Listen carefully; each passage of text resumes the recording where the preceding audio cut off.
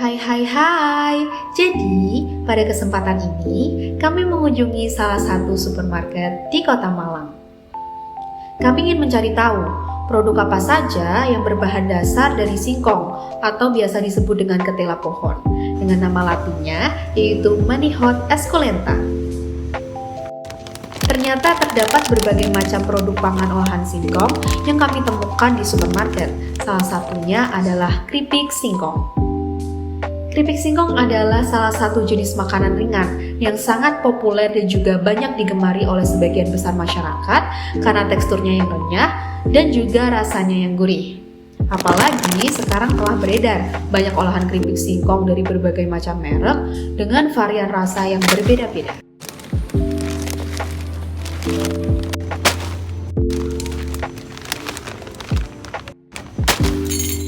Setelah mencicipi keripik singkong yang kami beli, kami penasaran, kok bisa ya bahan mentah seperti singkong yang terkenal memiliki kandungan sianida di dalamnya bisa menjadi produk pangan yang aman dikonsumsi? Rasa penasaran kami ini akhirnya membuat kami melakukan uji coba pembuatan keripik mandiri dari awal berupa bahan mentah hingga menjadi keripik singkong yang siap dikonsumsi. Tahap pertama adalah tahap pemilihan singkong dengan kualitas tertentu, seperti ukurannya tidak terlalu besar dengan bentuk yang lurus untuk memudahkan dalam tahap pemotongan singkong. Kemudian, jangan lupa untuk menekan-nekan singkong untuk memastikan singkong bertekstur padat dan keras, karena tekstur singkong yang lunak memberikan indikasi singkong sudah mulai membusuk. Daging singkong yang berkualitas baik memiliki warna putih bersih atau krem tanpa adanya bercak biru atau hitam, di mana adanya bercak berwarna ini menunjukkan indikasi adanya kerusakan atau penyakit pada singkong. Untuk kandungannya sendiri, singkong terkenal memiliki kandungan pati yang tinggi. Selain itu, singkong juga mengandung zat gizi seperti protein, lemak, dan juga serat, serta beberapa mineral lainnya seperti kalium, kalsium, magnesium, dan juga fosfat.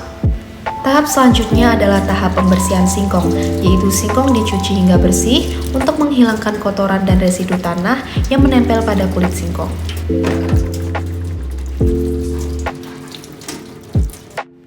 Kemudian berlanjut ke tahap selanjutnya yaitu tahap pengupasan.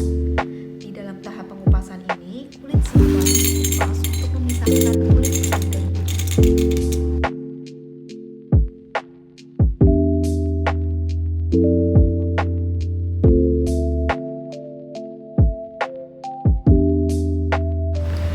Singkong yang telah dikupas kemudian dicuci kembali untuk memastikan tidak ada kotoran yang menempel pada singkong.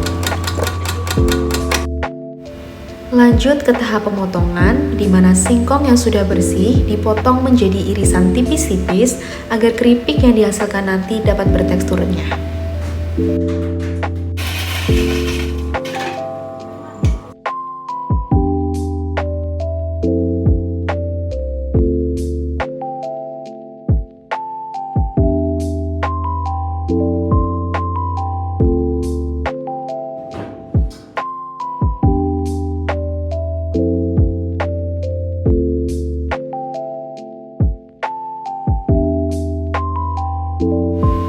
Singkong yang telah dipotong akan memasuki tahap perendaman selama kurang lebih 20 menit. Tahap ini merupakan tahap terpenting dalam proses pembuatan keripik singkong.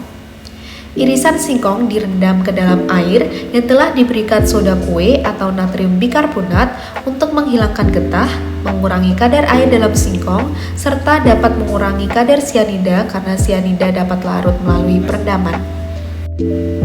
Setelah waktu perendaman selesai, irisan singkong kemudian ditiriskan dengan tujuan untuk mengurangi kadar air dalam singkong. Tahap selanjutnya merupakan tahap penggorengan. Pada tahap ini dilakukan penggorengan irisan singkong dengan metode deep frying yang memungkinkan potongan singkong dapat terendam sepenuhnya dalam minyak panas sehingga panas dari minyak akan tersebar merata ke seluruh permukaan. Pada tahap penggorengan ini juga terjadi beberapa reaksi seperti reaksi Maillard, proses karamelisasi, dan juga gelatinisasi pati. Reaksi Maillard merupakan reaksi pencoklatan non-enzimatis yang terjadi karena adanya interaksi antara karbohidrat dengan gugus amina primer dari protein. Reaksi reaksi ini akan menghasilkan keripik singkong dengan warna yang coklat keemasan dengan rasa yang semakin kompleks. Sedangkan proses karamelisasi terjadi karena adanya reaksi antar gula di suhu tinggi sehingga menyebabkan warna keripik singkong berubah menjadi coklat dan juga membuat rasanya menjadi semakin gurih.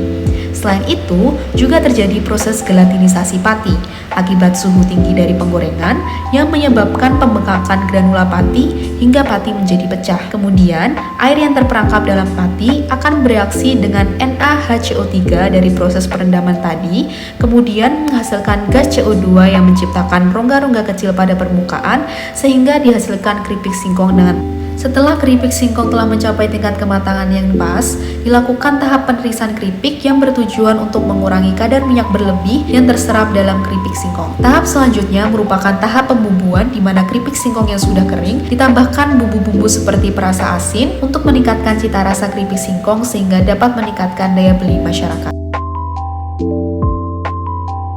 Kesimpulan dalam video ini adalah singkong merupakan bahan pangan dengan kandungan pati yang tinggi yang membuatnya menjadi bahan baku yang ideal untuk dijadikan sebagai keripik. Pada singkong juga terdapat senyawa berbahaya yaitu asam sianida, di mana kadar sianida ini dapat diminimalkan hingga tingkatan kadar yang aman dikonsumsi melalui proses pengolahan yang benar.